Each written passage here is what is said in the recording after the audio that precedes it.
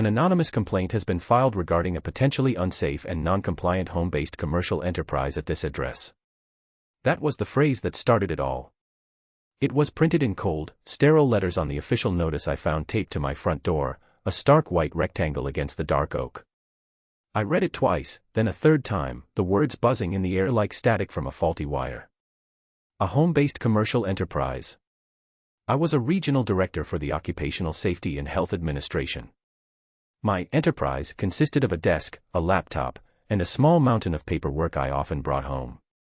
The most dangerous thing in my office was a temperamental coffee machine.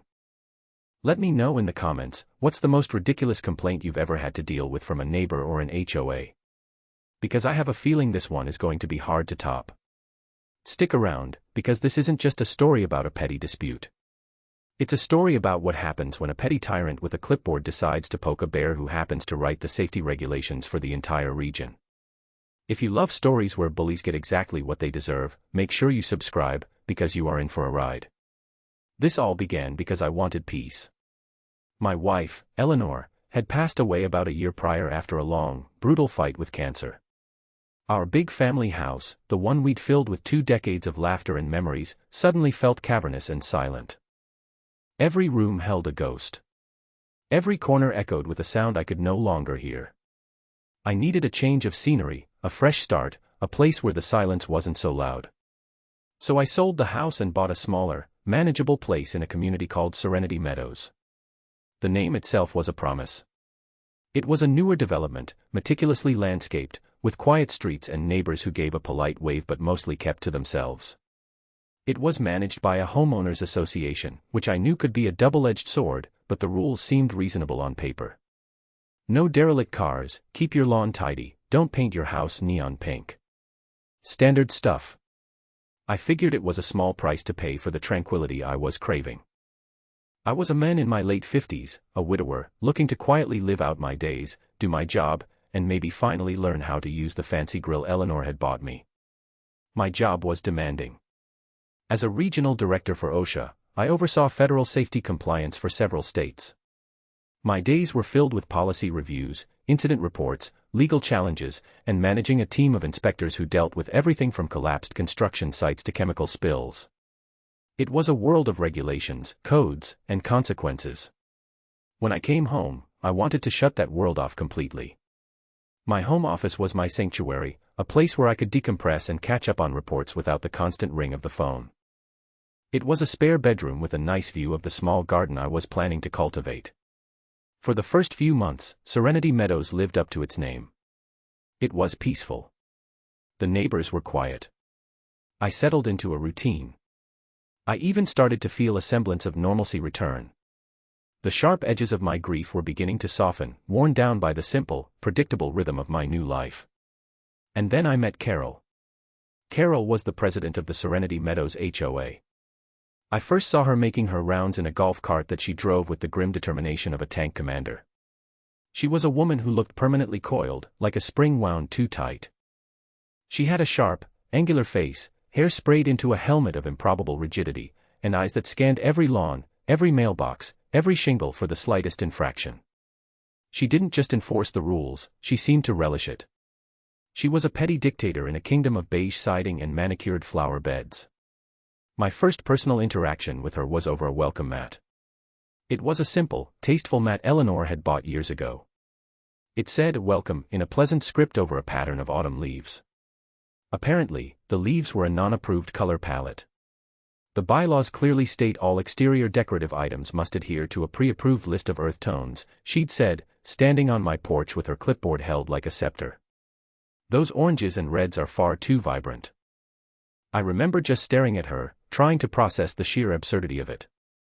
I dealt with multinational corporations trying to skirt safety laws that could save lives, and here was a woman telling me my welcome mat was offensively vibrant. I wanted to laugh, but the look on her face was one of deadly seriousness. "It's a welcome mat, Carol," I said, keeping my voice even. "It's a violation, Mr. Thompson," she snapped back, her voice like cracking ice. "You have 48 hours to remove it, or you will be issued a $50 fine." I should have seen it then. This wasn't about rules. It was about power. She was digging a trench, and I was on the other side. But I was tired. I was still grieving. I didn't have the energy for a fight. So, I complied. I took the mat inside and replaced it with a plain brown one that looked like a square of compressed dirt. A small piece of me died that day. It was a tiny surrender, but it felt significant. I had given her an inch, and I would soon learn she intended to take a continent. The welcome mat was just the opening salvo. A few weeks later, I received a notice because my garbage bin was allegedly left at the curb for 3 hours past the designated collection window. Then came a warning about the brand of fertilizer I was using on my lawn, which she claimed wasn't on the approved vendor list. Each violation came with a thinly veiled threat of fines and a condescending tone that made my teeth ache. I tried to be reasonable. I attended an HOA meeting, hoping to appeal to the other board members. It was a waste of time. The rest of the board, a meek treasurer named Brenda and 2 men who looked like they'd rather be anywhere else, were clearly terrified of her. Carol ran the meetings like a drill sergeant, shutting down any dissenting opinions with a sharp rap of her gavel or a withering glare. The other residents sat in silence, their expressions a mixture of fear and resentment. It was a community held hostage. I realized then that logic and reason were not going to work. This was Carol's fiefdom, and her word was law. I decided the best course of action was to simply avoid her. I became a model of compliance. My lawn was immaculate. My garbage bins were whisked away from the curb the second the truck pulled away. My welcome mat remained a monument to beige oppression. I just wanted to be left alone. But bullies don't want compliance. They want submission. And my quiet, methodical adherence to the rules seemed to infuriate her more than open rebellion would have. She saw me as a challenge she hadn't quite broken yet. She started escalating. She would park her golf cart across the street from my house and just watch me. I'd be in my office, working at my desk, and I'd look up to see her, sitting there, motionless, just staring. It was unnerving, a psychological game designed to make me feel constantly scrutinized. Then came the notes. Tucked under my windshield wiper, left on my porch. Anonymous, typed letters complaining about suspicious activity. She was trying to turn the other neighbors against me, painting me as some kind of outsider who didn't belong. I tried to ignore it. I focused on my work, on healing. I told myself it was just a sad woman with nothing better to do. But her campaign was relentless, a slow, steady drip of harassment that began to erode the very peace I had moved here to find. The tension was a low hum under the surface of my daily life, a constant state of alert. The breaking point, the moment the switch flipped inside me from weary compliance to cold, calculated anger, was the day she decided to bring my profession into it. It was the day I found that official-looking notice taped to my door, the one accusing me of running an unsafe and non-compliant home-based commercial enterprise. She had called OSHA on me. The irony was so thick I could have choked on it. Carol, the HOA tyrant, in her infinite ignorance, had decided to report the regional director of OSHA to his own agency. She had no idea who I was or what I did, other than that I worked from home. In her small, power-crazed mind, she thought she had found the perfect weapon, a way to use a faceless government bureaucracy to put me in my place. She thought she was lighting a match, not realizing she was standing in a room full of gasoline, holding the can herself. As I stood there on my porch, holding that piece of paper, something inside me shifted. The grief and exhaustion that had defined my life for the past year burned away, replaced by a feeling I hadn't felt in a long time, a clear, sharp, and utterly focused sense of purpose. The war for Serenity Meadows had begun. And Carol had just handed me all the ammunition I would ever need. She had tried to make my home a battlefield. She had no idea I was the one who wrote the rules of engagement. My first call was to my own office. I got my deputy director, a sharp woman named Maria, on the line. "Maria, it's Mark," I said, my voice unnaturally calm. "I need you to look up a complaint filed against a resident at my address." I could hear her typing. "Got it," she said after a moment. Anonymous tip. Potential violations of 29 CFR 1910. Claims of improper electrical wiring, lack of ergonomic equipment, and potential fire hazards in a home office environment. Mark. "This is your house." "I'm aware," I said dryly. "Who was it assigned to?" Well, standard procedure for a low-priority residential complaint would be to log it and follow up with a letter. But seeing as it's your address, it got flagged and kicked up to me. I was about to call you. What's going on? I gave her the short version. The HOA, the power-tripping president, the escalating harassment. Maria was silent for a moment, then she let out a low whistle. She has no idea who she's messing with, does she? Not a clue, I said. Here's what I need you to do. Formally dismiss the complaint. Log it as unfounded and malicious. Send a standard form letter to my address stating that an initial review found no basis for an investigation. I want it on official letterhead. Consider it done, Maria said, a hint of amusement in her voice. Anything else, boss? Yes, I said, a slow smile spreading across my face. Get me everything we have on HOA regulations. Specifically, their legal status as employers or entities responsible for common areas. I want to know what jurisdiction we technically have over them, even if we don't typically exercise it. A plan was beginning to form, not a plan of petty revenge, but one of beautiful, poetic, and legally airtight justice. Carol had opened a door, and I was going to walk through it, armed with the full weight of the United States Code of Federal Regulations. The official OSHA letter arrived a few days later. I didn't take it out of the mailbox right away. Instead, I waited until I saw Carol making her afternoon patrol. As her golf cart hummed to a stop across the street, her eyes fixed on my house, I made a point of walking to the mailbox, pulling out the letter, and opening it right there on the curb.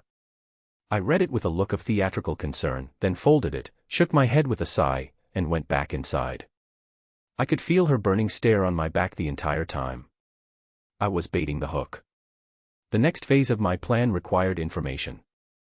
My professional life was about meticulous documentation and investigation, and I applied the same principles to this new project. My first stop was the county's Public Records Office. I spent an afternoon pulling the HOA's articles of incorporation, their bylaws, and every deed and plat map associated with Serenity Meadows. I read them line by line, highlighting every rule, every covenant, every responsibility assigned to the board. Then, I started observing. I wasn't just watching Carol anymore, I was studying her. I documented her patrol schedule. I noted which houses she stopped at the most, which neighbors seemed to argue with her, and which ones cowered. I set up a small, discreet security camera on my front porch, aimed not at her house, but at the public street, capturing her comings and goings. It was all perfectly legal. It was during this time that I properly met Frank. He lived 3 doors down and was often out in his garage, tinkering with an old Mustang. He was a retired police detective, a big man with a gentle demeanor and eyes that missed nothing. He'd seen my own little drama unfolding. "That woman is a piece of work, isn't she?" he said one afternoon, wiping grease from his hands as I walked by. "You could say that," I replied. "Called the cops on the Miller kid for riding his skateboard on the sidewalk last month," Frank continued, shaking his head. "Told them he was vandalizing public property. The kid is 10. She's wound way too tight." I decided to take a chance. "Frank, can I ask you something? As a former detective, what's your take on HOA boards?" He chuckled, a deep, rumbling sound. 90% of them are fine. 10% are little tin-pot dictatorships run by the most bored, power-hungry person in the neighborhood. Guess which one we got? I told him everything. The welcome mat, the constant harassment, and the OSHA complaint. When I told him who I was, his eyebrows shot up, and he let out a loud laugh. "Oh, that's rich," he said, slapping his thigh. "She really stepped in it, didn't she?" "What are you going to do?" "I'm still figuring that out," I admitted. "But I'm starting by gathering information. I have a feeling she's not as squeaky clean as she pretends to be." "You're probably right," Frank said, his expression turning serious. "Power like that, even on a small scale, it corrupts. People start to think the rules don't apply to them. If you need a hand, you let me know. I know how to find things people don't want found." I had found my first ally. My investigation continued. I started attending every HOA meeting, not to speak, but to listen and observe. I sat in the back, took notes, and watched the dynamic between Carol and the rest of the community. She ruled by fear. She would publicly berate residents for minor infractions, using shame as a weapon. The treasurer, Brenda, a nervous woman who looked like a startled bird, would flinch every time Carol spoke her name. It was in the financial reports that I found the first crack. At each meeting, Brenda would read a brief, vague summary of the HOA's finances. Income from dues, expenses for landscaping, pool maintenance, insurance. It was all very surface level. When I made a formal request for a detailed, itemized budget, as was my right as a homeowner, Carol tried to shut me down. "The board has approved the budget," she'd said sharply at the next meeting. "We don't provide line-item reports to every resident. It's a waste of resources." Actually, the bylaws state that all financial records are available for inspection by any member of the association upon written request, I countered calmly, holding up a copy of the page I had highlighted. "I submitted my request 2 weeks ago." The room went silent. Carol's face flushed a dangerous shade of red.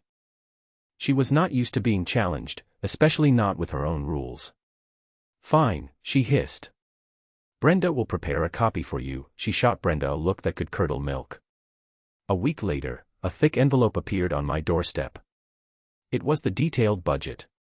I spent the entire weekend going through it with a fine-toothed comb. Most of it was standard.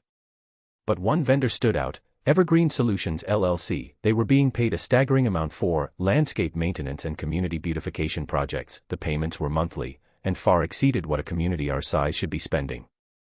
A quick search of the state's business registry told me everything I needed to know. Evergreen Solutions LLC was registered to a single owner, a Mr. Kevin Peterson. A little more digging on social media revealed that Kevin Peterson was Carol's 20-something-year-old son. He had no professional landscaping experience. His personal page was filled with pictures of a new sports car and expensive vacations. She was embezzling. Funneling HOA dues to her son through a phony company for work that was either never done or was grossly overcharged. It was blatant, arrogant fraud. This was it. This was the weakness I was looking for. This went far beyond petty tyranny and welcome mats. This was a felony. But I couldn't just accuse her. I needed more. I needed undeniable proof. I needed to build a case so solid, so airtight, that she would have no way to wriggle out of it. I needed to set a trap. My strategy shifted. This was no longer just about defending myself, it was about liberating the entire community. Carol had used the rules as her weapon, and I was going to turn that weapon back on her with devastating precision. The plan I formulated was multi-phased, a project plan worthy of any major compliance case I'd ever managed. I called it Operation Serenity, a touch of irony that appealed to my dry wit. The objective was simple: expose Carol's fraud, remove her from power, and ensure she faced legal consequences for her actions. The execution, however, needed to be flawless. Phase 1 was about setting the stage. I needed to make Carol feel cornered, to push her into making a mistake. Bullies, when threatened, don't retreat, they double down. They become reckless. I was counting on that. I started by weaponizing the bylaws. I sent a series of polite, formal emails to the entire HOA board, including Carol and the timid Brenda. Each email asked for clarification on a specific, obscure rule I had found in my research. "Dear board members," one read, "I am writing to seek clarification on Bylaw 7, Section C, regarding the approved decibel level for outdoor recreational equipment. Could you please provide the official measurement and the board's procedure for enforcement?" Another asked about the specific chemical composition of approved lawn fertilizers. A third inquired about the liability insurance requirements for contractors performing work on common grounds. Each question was innocuous on its own, but together they formed a pattern. I was showing her that I had read the rules, that I understood them, and that I was watching. I was positioning myself not as a victim, but as a concerned resident focused on procedure and accountability. As I expected, Carol was the only one who ever replied, her responses growing increasingly curt and dismissive. "The board handles these matters," she wrote back.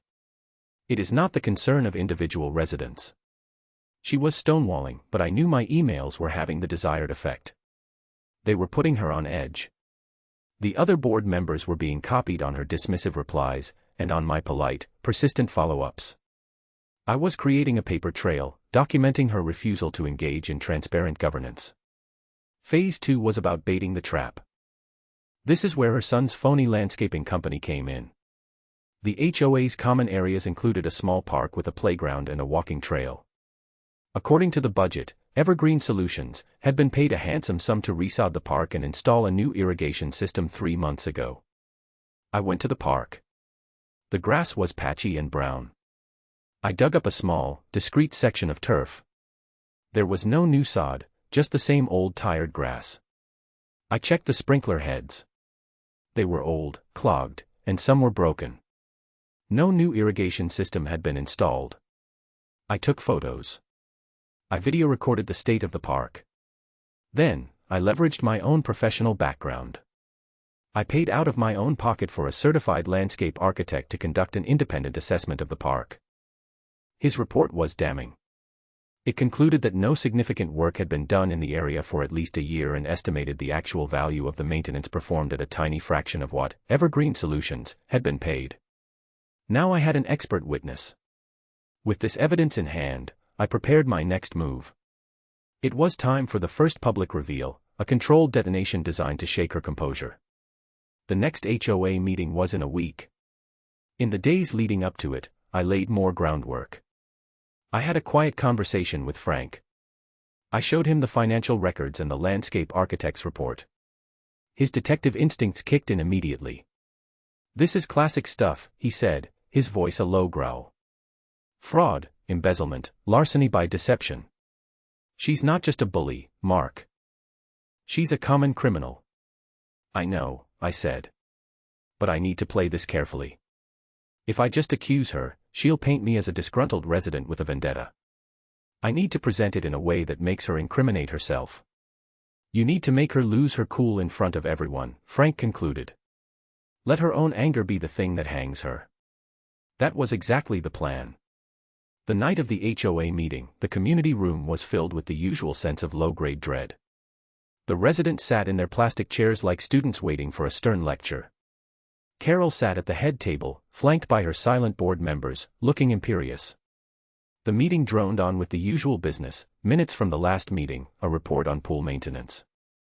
Carol was in her element, wielding her gavel like a weapon. I waited patiently. Finally, she reached the new business portion of the agenda. "Does anyone have any new business to bring before the board?" she asked, her tone making it clear she hoped no one did. I raised my hand. A flicker of annoyance crossed her face. "Yes, Mr. Thompson." I stood up, holding a folder. I kept my voice calm and neighborly. "Yes, thank you, Madam President. I just have a few questions regarding the maintenance of our community park. I've noticed the grass is in pretty poor condition and several of the sprinklers don't seem to be working.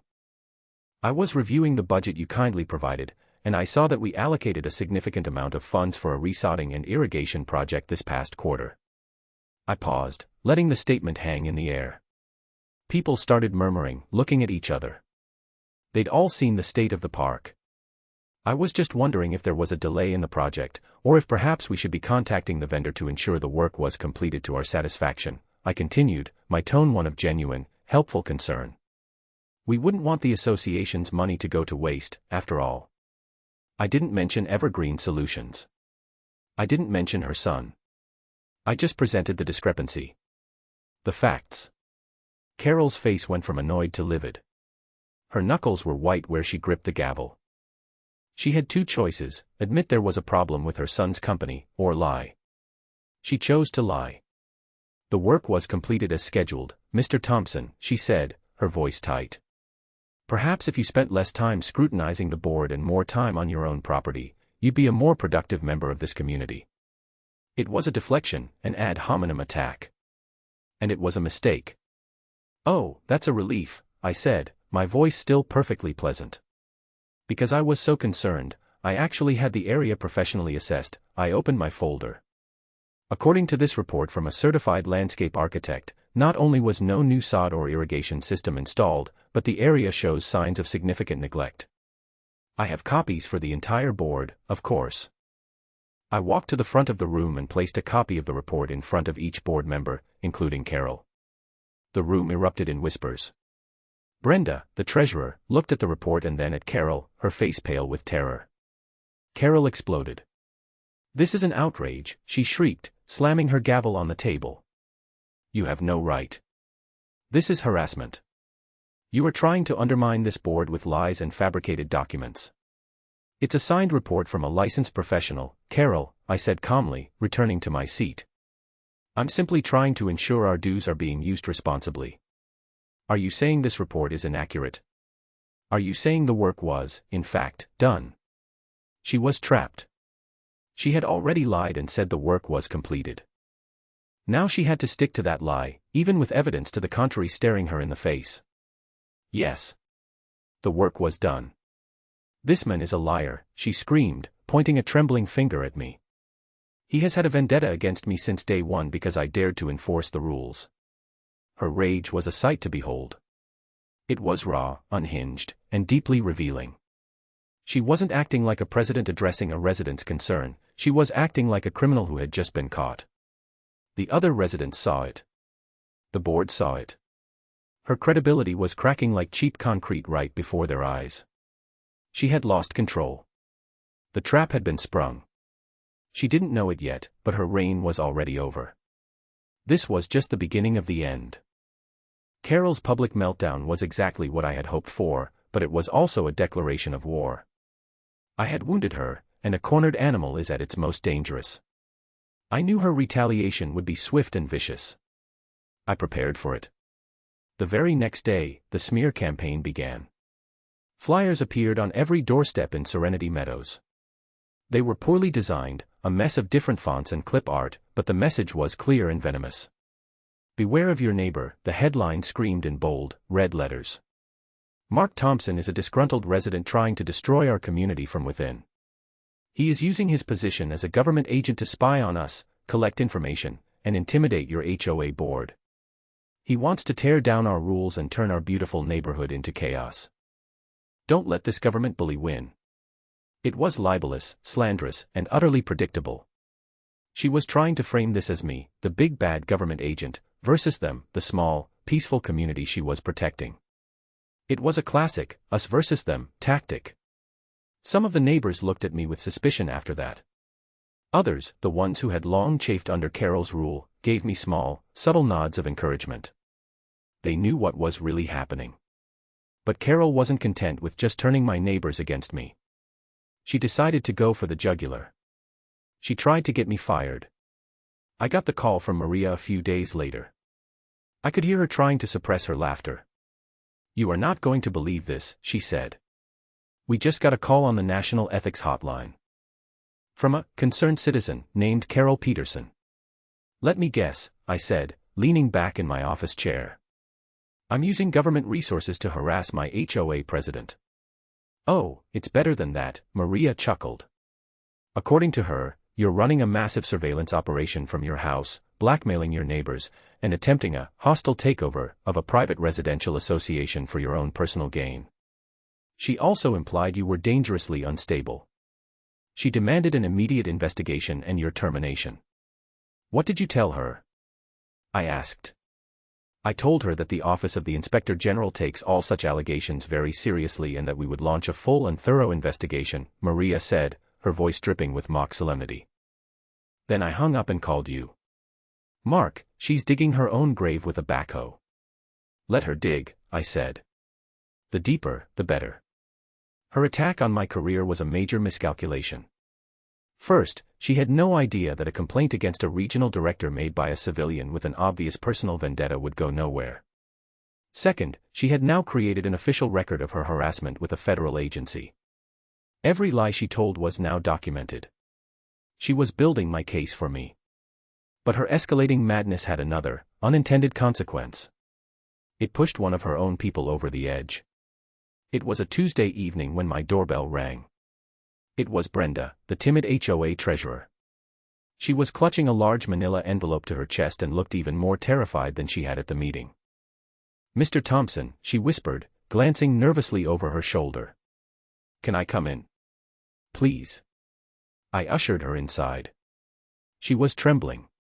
"She's lost her mind," Brenda said, her voice barely audible. "After the meeting, she called me. Screamed at me for an hour. Blamed me for giving you the budget. Said I was incompetent, that I was trying to sabotage her. She threatened me, Mr. Thompson. She said she'd ruin me. I'm sorry you're being put through this, Brenda, I said gently. I can't do it anymore, she said, tears welling in her eyes. I know what she's doing. With the money. I've known for years. I was too scared to say anything. She controls everything. But this is too much. She held out the manila envelope.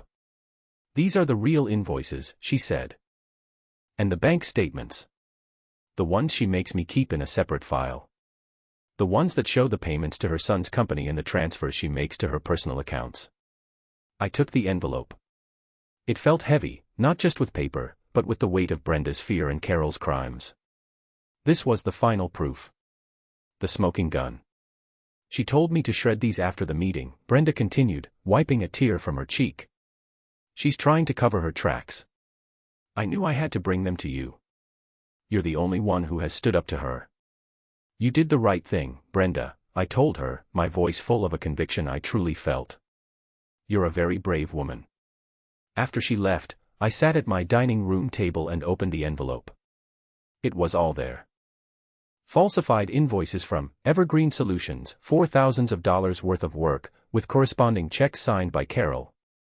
Bank statements showing those checks being deposited into an account owned by her son, followed by large transfers into Carol's own personal account. She wasn't even trying to be clever about it. It was a clear, undeniable trail of embezzlement and money laundering. She had stolen over $100,000 from the residents of Serenity Meadows over the past 3 years. This was no longer an HOA dispute. It was a major criminal case. The next morning, I called Frank. I laid the new evidence out on his workbench in his garage, next to a carburetor he was rebuilding. He whistled long and low as he looked through the documents. Bingo, he said. This is it. This is everything the DA would need. Wire fraud, embezzlement. She's going away for a long time, Mark.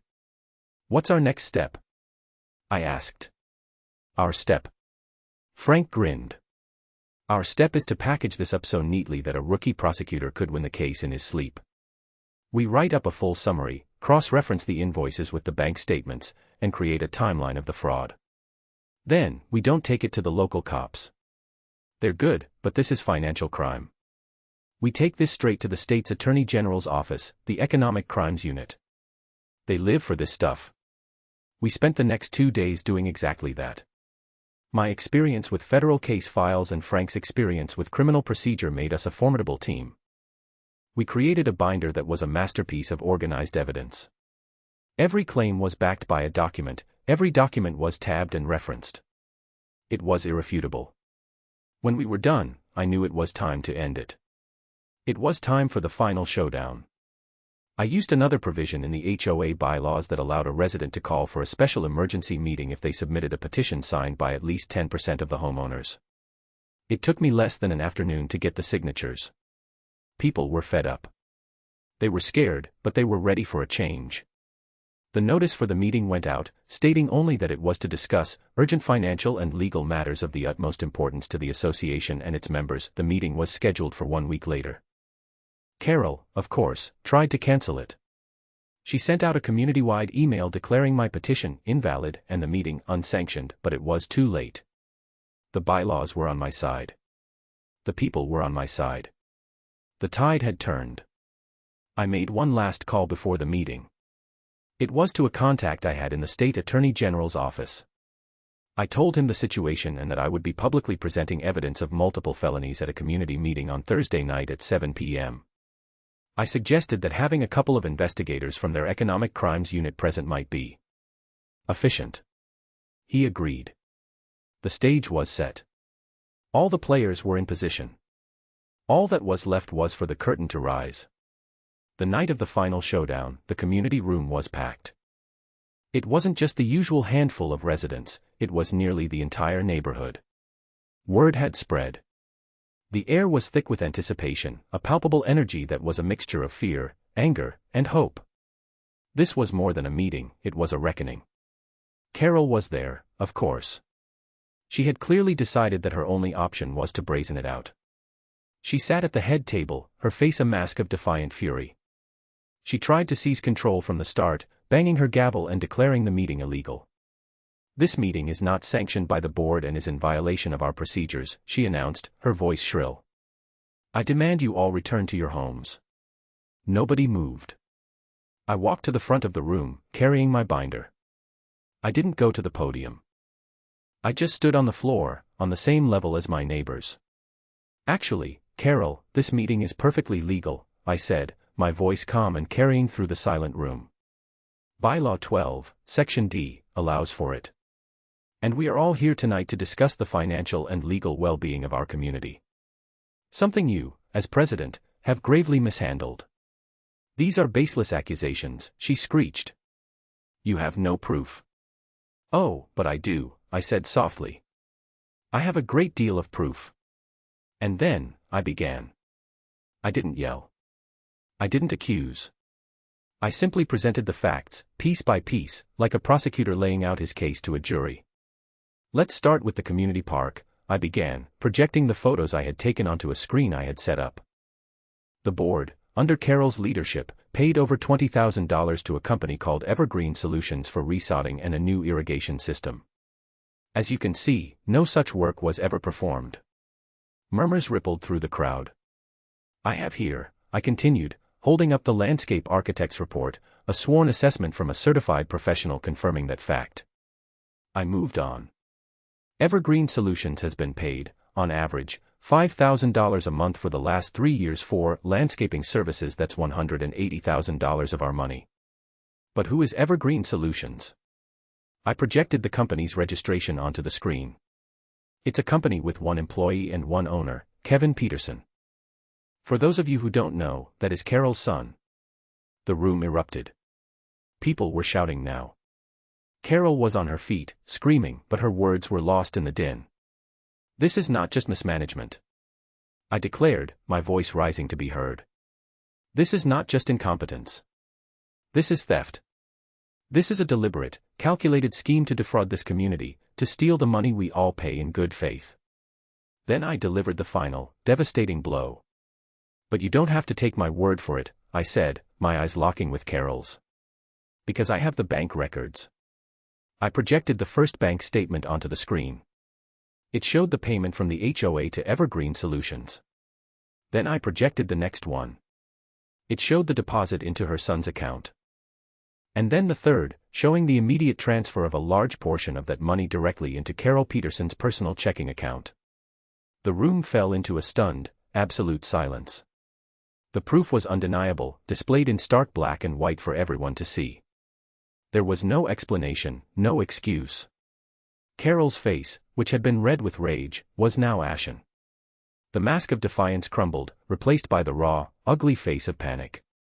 They're forgeries, she stammered, her voice cracking. He faked them. He's a government agent, he can do that. He's trying to frame me. Her denials were pathetic, the desperate flailing of a drowning woman. No one believed her. They had seen her greed with their own eyes. It was at that precise moment that the two doors at the back of the room opened. Two people, a man and a woman in plain clothes, walked in. They moved with a quiet authority that instantly commanded attention.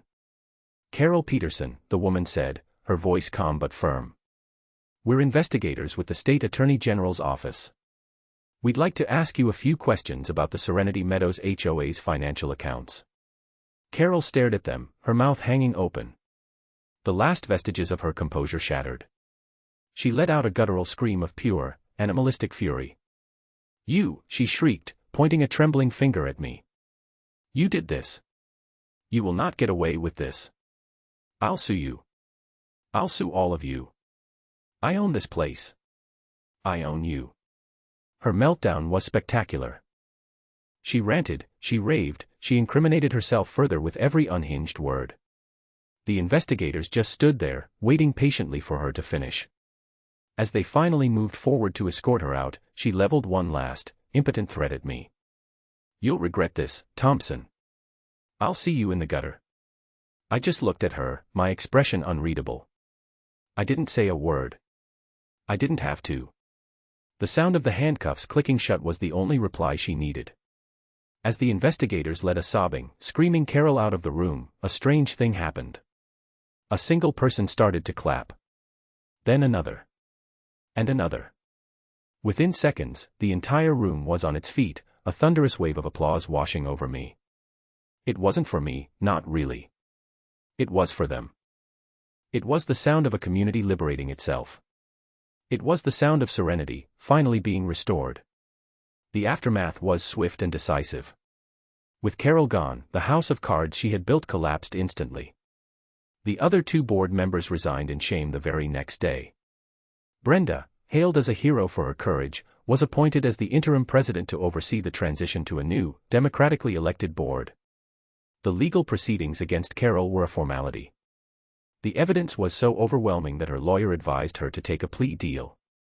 She pleaded guilty to multiple counts of felony fraud and embezzlement. The judge was not lenient. Citing her abuse of trust and the calculated nature of her crimes, he sentenced her to 5 years in state prison.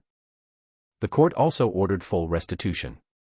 Her house, the symbol of her reign in Serenity Meadows, was sold to pay back the $180,000 she had stolen from the HOA. Her son, Kevin, was also charged as an accomplice and received a hefty fine and a long probation sentence. They lost everything. Their money, their home, their reputation. It was a complete and total ruin, a downfall of their own making. In the weeks and months that followed, a remarkable transformation occurred in our neighborhood. It was like a cloud had lifted. People started talking to each other again. Neighbors who had been afraid to even make eye contact were now stopping to chat on the sidewalk. Kids were playing in the streets.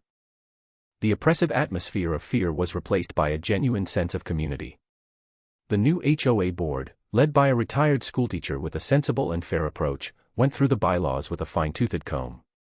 They eliminated the absurd, petty rules about welcome mats and fertilizer brands.